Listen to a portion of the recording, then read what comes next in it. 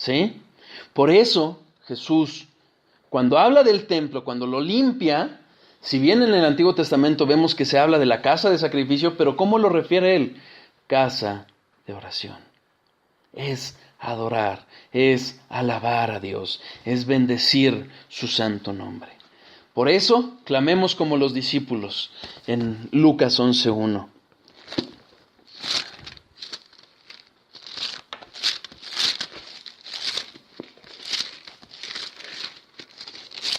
Señor, como también Juan enseñó a sus discípulos, enséñanos a orar, Señor.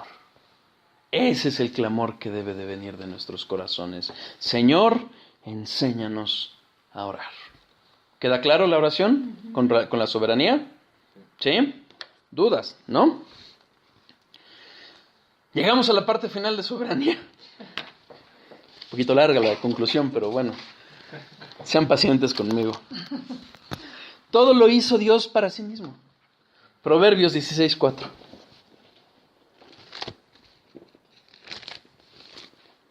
Todas las cosas ha hecho Jehová para sí mismo, y aun al impío para el día malo. Todas las cosas las hizo Dios para sí mismo. Dice Pink, la doctrina de la soberanía de Dios ha sido planteada para fomentar el temor de Dios y estimularnos a vivir piadosamente. Humilla como solo eso puede humillar, y somete el corazón humildemente delante de Dios, haciendo que renunciemos a la voluntad de nuestro yo y nos deleitemos en percibir y ejecutar la voluntad divina. Esto es lo que debe de haber en nuestra actitud hacia la soberanía de Dios. Ahorita lo vamos a ver un poquito detallado, pero es para ello. Humillarnos, reconocer a Dios como Dios y reconocernos como criaturas. Finalmente renunciar a nuestro yo y deleitarnos en Él, en su voluntad, en obedecerle, en agradarle.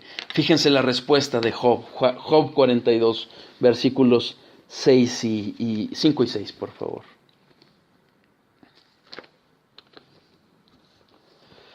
De oídas te había oído, mas ahora mis ojos te ven. Por tanto, me aborrezco y me arrepiento en polvo y ceniza. Si algo vio Job de Dios en todo lo que vivió, fue esa soberanía de Dios, esa supremacía de Dios. Y pese a que perdió todo, no se quejó, no llevó a maldecir a Dios, sino por el contrario, reconoció que Él es nada, se humilló, incluso se aborreció a sí mismo. Cuando Isaías fue llamado al ministerio, él tuvo una visión de Dios y vio lo grande que es Dios. Y entonces, ¿cuál fue su respuesta? Isaías 6:5, entonces dije, ¡ay de mí, que soy muerto, porque siendo hombre inmundo de labios y habitando en medio de pueblo que tiene labios inmundos, han visto mis ojos al Rey, Jehová de los ejércitos. Finalmente, esa es la actitud que debe de llevarnos esta soberanía, esta realidad, este acercarnos verdaderamente a Dios como es, reconocer cuán inmundos somos, humillarnos, llevarnos a los pies de Cristo. Y por ende podemos hablar de que puede venir un avivamiento en nuestras vidas, en nuestra iglesia, no lo sabemos a dónde más. Pero ese verdadero avivamiento, ¿por qué? Porque viene la humillación de Dios. Por eso cuando hablan de que, aumenta el cristianismo, no, las iglesias antropocéntricas no reconocen la soberanía de Dios. Y por eso son puras emociones, puro sentimentalismo. ¿De acuerdo? La soberanía de Dios, ya lo hemos visto, es esencial a la divinidad. Por ende, murmurar es una rebelión. Criticarle es un pecado. Lo vimos, pero lo vamos a repasar. Parecía que Pablo se adelantó a las críticas que llegarían contra la soberanía de Dios. Romanos 9, 20 a 24. Romanos 9, 20 a 24.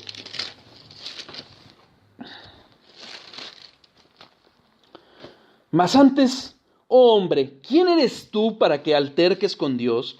Dirá el vaso el vaso de barro al que lo formó, ¿por qué me has hecho así?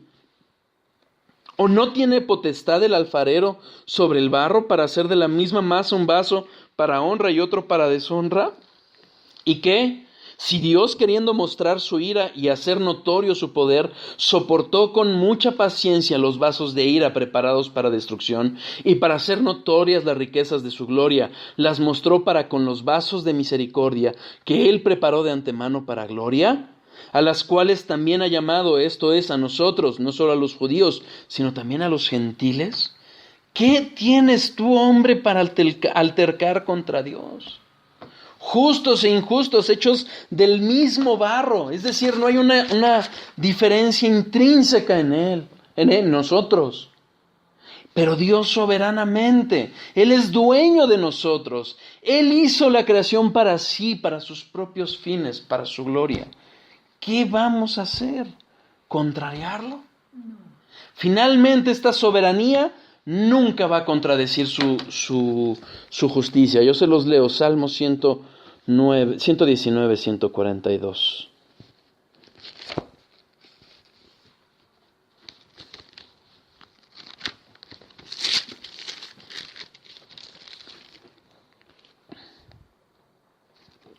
Tu justicia es justicia eterna y tu ley la verdad.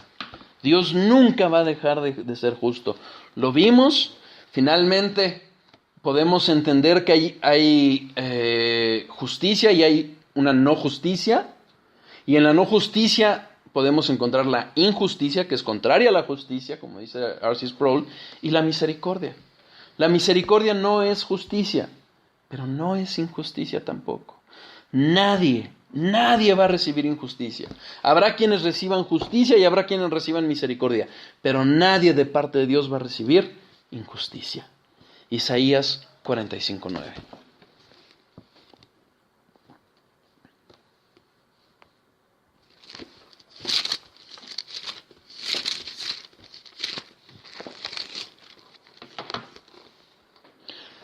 Ay del que pleitea con su hacedor. El tiesto con los tiestos de la tierra, dirá el barro al que lo labra: ¿qué haces, oh tu obra? ¿No tiene manos? Finalmente, hay de aquel que pretenda luchar, debatir con Dios. La soberanía es clara.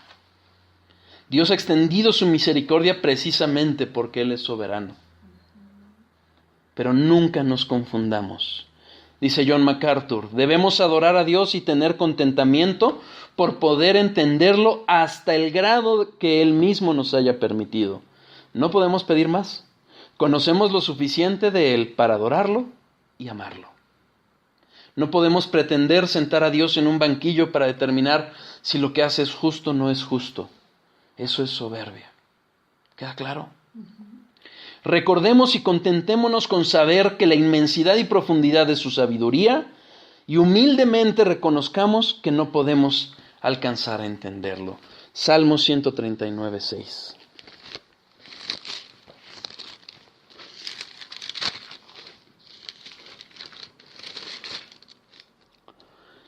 Tal conocimiento es demasiado maravilloso para mí. Alto es, no lo puedo comprender. Demos gloria a Dios, demos gracias a Dios de que nos ha mostrado quién es y honrémosle, alabémosle. Como dice Stephen Charnock, aquellos que niegan la providencia de Dios, en efecto, niegan el ser de Dios, ya que lo despojan de su sabiduría, bondad, compasión, misericordia, justicia y rectitud, que son la gloria de la deidad. Finalmente, negar la soberanía de Dios es negar que Dios es Dios. Finalmente, como lo hemos visto, lo hemos reiterado, y por eso nos detuvimos tanto en este atributo, porque de este atributo entendemos el resto de sus atributos. Aquí Charnock hace referencia a sabiduría, bondad, compasión, misericordia, justicia y rectitud, pero finalmente Dios, siendo soberano, es que obra soberana y sabiamente en toda la creación y lo hace con todos sus atributos en acción. Entonces, ¿qué actitud debemos de tener respecto a esta doctrina? Vamos a ver, tomo mucho de lo que dice Pink al respecto. Primero, un santo temor. El mundo Aún cristianos o que se dicen cristianos están despreocupados. Romanos 3:18.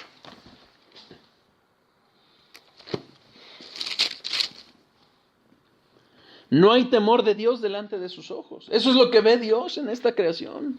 No hay temor, no lo ve. ¿Por qué? Porque la gente no lo conoce. Y por eso desobedecemos a Dios. Por eso nos rebelamos contra Dios. Por eso lo cuestionamos. Porque nos falta temor de Dios. Pero ¿qué dice Jeremías 10:7?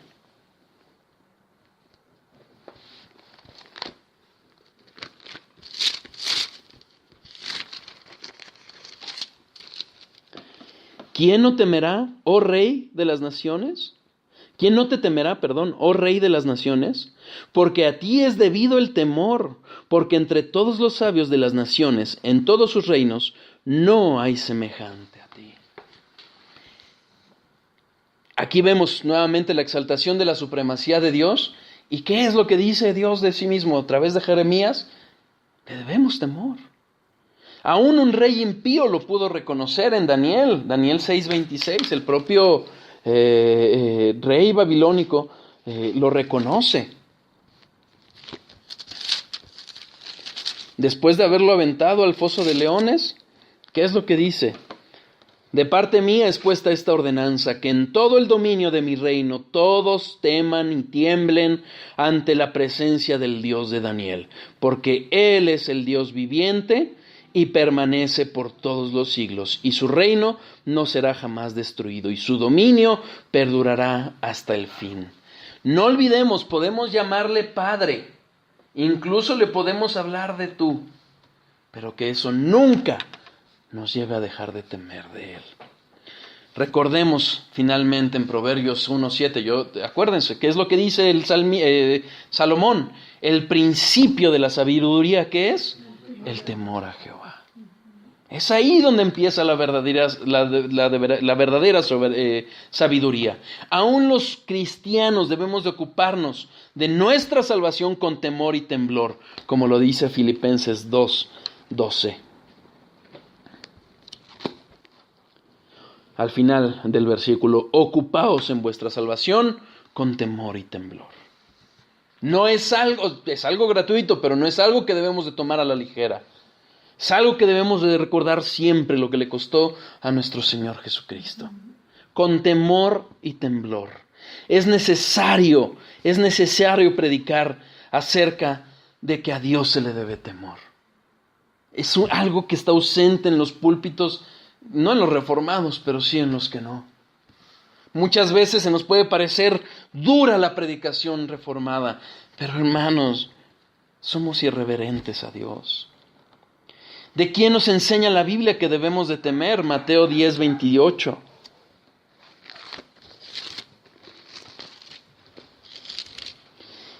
Y no temáis a los que matan el cuerpo, mas el alma no pueden matar. Temed más bien a aquel que puede destruir el alma y el cuerpo en el infierno. Primera de Pedro 2:17.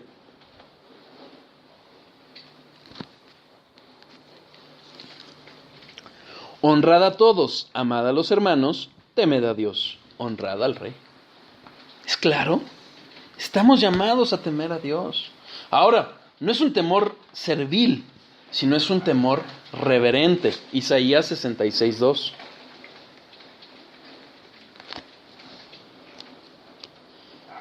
Mi mano hizo todas estas cosas, y así todas estas cosas fueron, dice Jehová. Pero miraré a aquel que es pobre y humilde de espíritu, que tiembla a mi palabra. Es un temor ante la reverencia de su palabra. Es como decía Mark Twain, no me preocupa lo que no he entendido de la Biblia, me preocupa lo que he entendido, porque nos debe de llevar a obedecerle. Cuidado con lo que ya nos quedó claro y no le hemos obedecido. Incluso Cristo mismo lo aprendió a tener este temor. Hebreos 5:7. Cállate. Perdón la interrupción. Entonces, Cristo mismo